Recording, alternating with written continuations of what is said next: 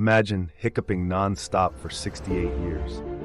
That's exactly what happened to Charles Osborne, who started hiccuping in 1922 and didn't stop until 1990. Doctors were baffled, and despite numerous attempts to find a cure, nothing worked.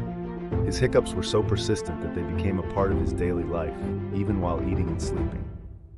This bizarre condition earned him a spot in the Guinness World Records for the longest hiccuping spree ever recorded. Can you fathom how this relentless affliction would impact every moment of your life?